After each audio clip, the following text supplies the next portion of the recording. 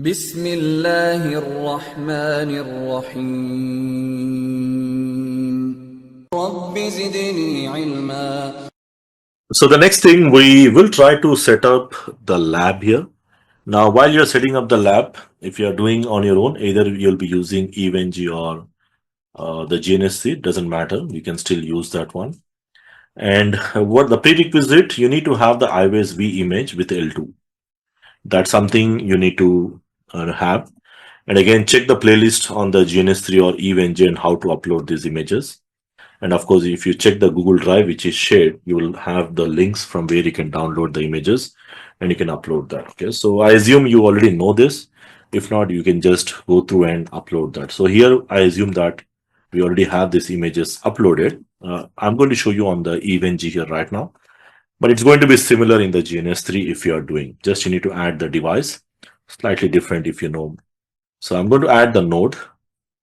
Now I'm going to use the same topology as I used earlier. The end host, I'm going to keep it same. I have removed all the other devices. I should not have removed the router too, but it's okay. I'm going to add the devices, and you have to use this iWAS V image, the switch image, because we'll be using a switch here. The number of switches we require, how many we require? We require 2, 3 actually. We also will be configuring the VLANs. So I'm going to use the switch. The naming will be switch 1, switch 2, switch 3. And the number of Ethernet interfaces 8. That's fine. Each device uses 1 GB RAM. That's fine. Let's save it. So the switch 1 and the switch 2 will be acting as my primary and secondary or HSRP. And the switch 3 will be just like an L3 switch connecting to the access. So I'm going to add the connections.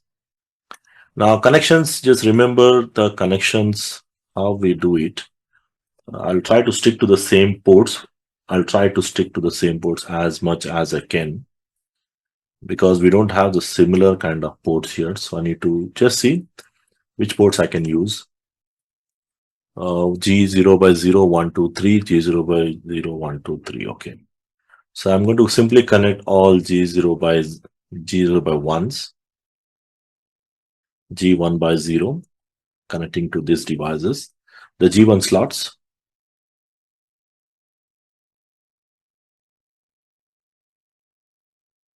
And 2 devices are sufficient for us to test, but still we need at least 4 ports to connect because we'll be using 4 VLANs as the configuration example. So I'm going to connect 4 different devices.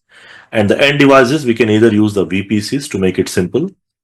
If you have enough resources, you can connect a router, okay? So it depends on you. VPCs is going to be a easier option to connect.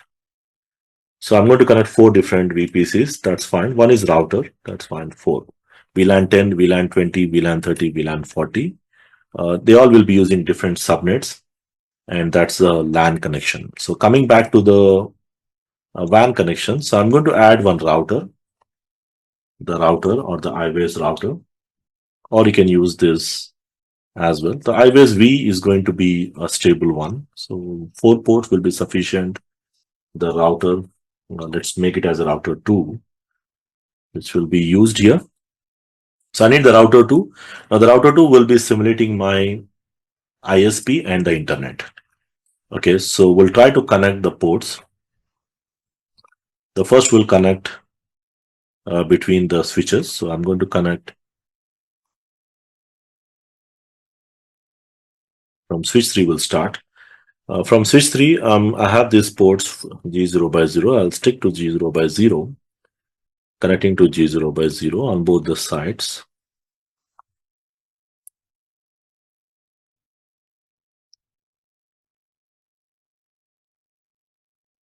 G0 by 1. So I'm going to use G0 by 1 going to G0 by 1 on this side.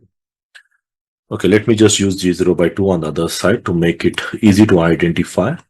Like port number 2 connecting to switch 2, that makes easy for us to identify. So practically you can use any ports. In the real scenarios, you will be using mostly the ports which are the last ports. If you see the diagram, most of the time the last ports like 1 to 19 we use for access, and mostly the port number 20 to 24 we use for trunks. If you have 48 ports, you can just decide. Even you might have some gig ports, you can use that as well, uplink ports, those ports. So that's a best practice. You can still connect randomly, but that will create a more confusion if you connect random ports. I strongly recommend to follow this hierarchy, but as we are not using the real switches, so we cannot get the exact port numbers here. We need to stick to the virtual port numbers, whatever we get.